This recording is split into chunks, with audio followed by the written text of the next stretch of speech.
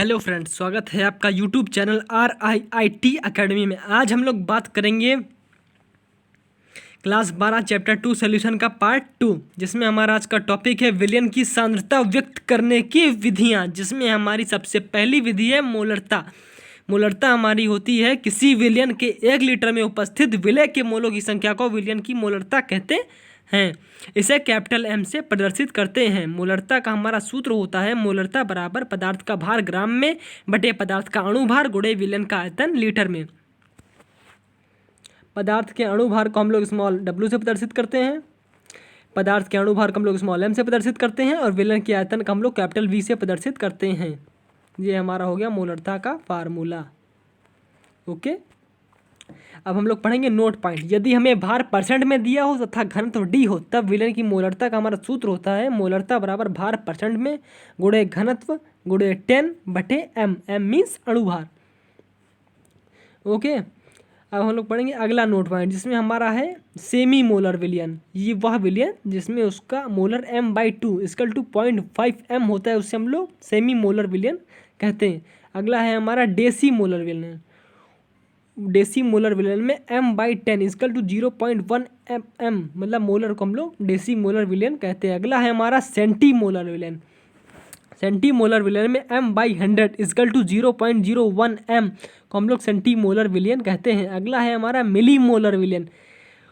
m/1000 equal to 0.001 m को हम लोग मिली मोलर विलयन कहते हैं। अब हम लोग बात करेंगे कुछ यौगिक, उनके अणुभार और उनके तुल्यांकी भार, जिसमें है हमारा सबसे पहला यौगिक HCl, जिसको हम लोग हाइड्रोक्लोरिक अम्ल कहते हैं।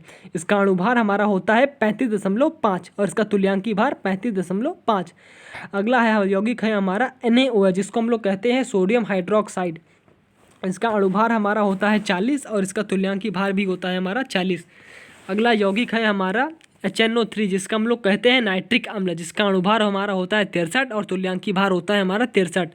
अगला यौगिक है हमारा H2SO4, जिसको हम लोग कहते हैं सल्फ्यूरिक अम्ल, जिसका अणुभार होता है हमारा 98 और तुल्यांकी भार होता है हमारा 49।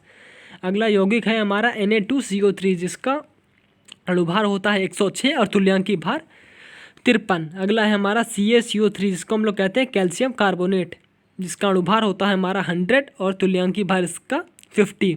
अगला है यौगिक है हमारा C6H12O6, जिसको हम लोग ग्लूकोज कहते हैं। इसका अणुभार हमारा होता है 180 और इसका तुल्यांकी भार नहीं होता है।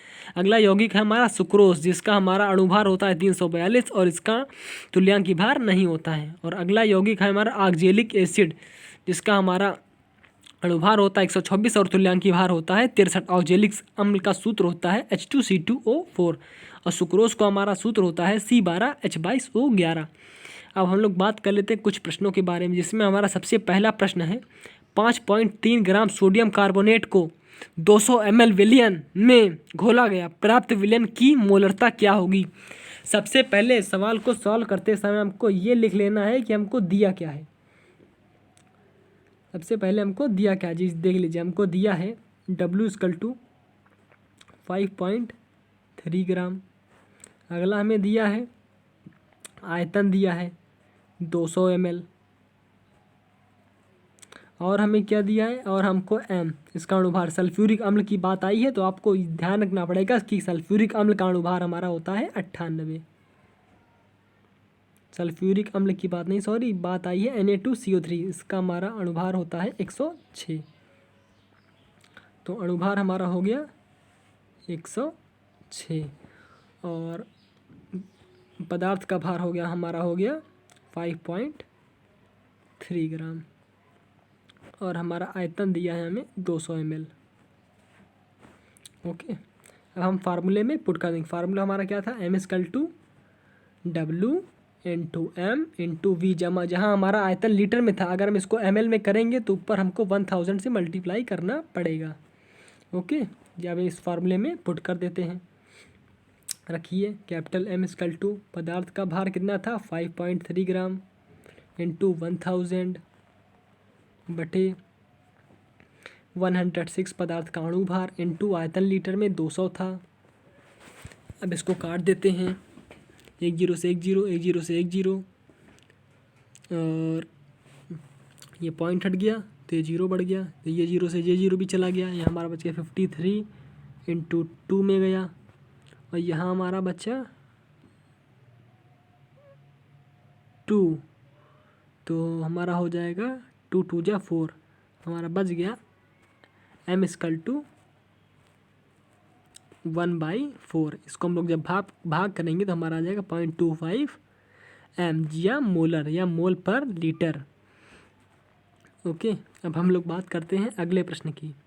अगला प्रश्न हमारा दिया है ऑक्जेलिक अम्ल के 500 ml सेंटी मोलर। अब हमें इसमें मोलरता दी हुई है, मोलरता हमें दी हुई है m equal to centi molar, हमने आपको बताया था, याद करिए 0.01 m को हम लोग सेंटी मोलर विलियन कहते हैं, के लिए कितने ग्राम। अब हमें इसमें W पूछ रहा है, और ऑक्जेलिक अम्ल का आपको अणुभार याद होना चाहिए, हमने आपको बताया था 126 होता है,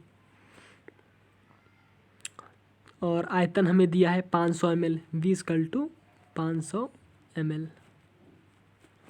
ठीक है, अब हम लोग देखते हैं आगे का, फार्मूले में पुट करिए m इक्वल टू W पदार्थ का भार ग्राम में, पदार्थ का अणुभार गुणे विलयन का आयतन लीटर में, अगर ml में है तो ऊपर 1000 से मल्टीप्लाई करेंगे। ओके, तो चलिए पुट करते हैं। मोलरता की जगह 0.01 m इक्वल टू W की, W हमको ज्ञात करना है, लेकिन ऊपर 1000 हमारा रहेगा, बटे में हमारा अणुभार 126, आयतन लीटर में कितना था 500,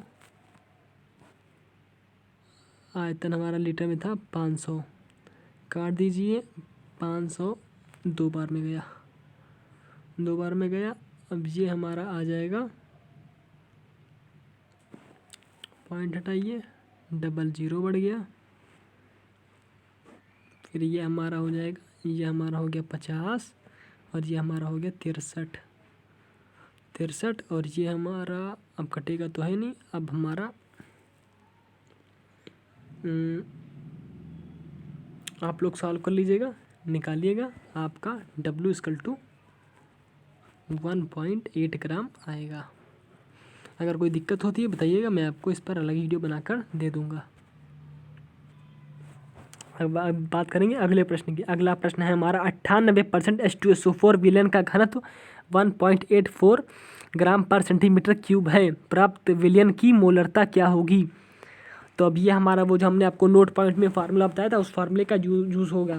फार्मूला क्या हमने बताया था, मोलरता बराबर भार परसेंट में गुणे घनत्व गुणे 10/m, m मीन्स अणुभार।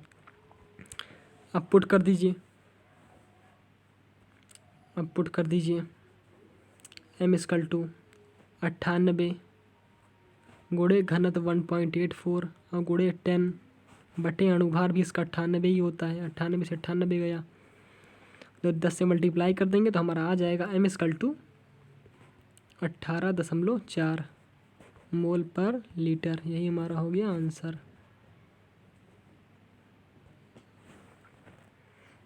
अब अगला, चलिए आज के लिए इतना ही। All the very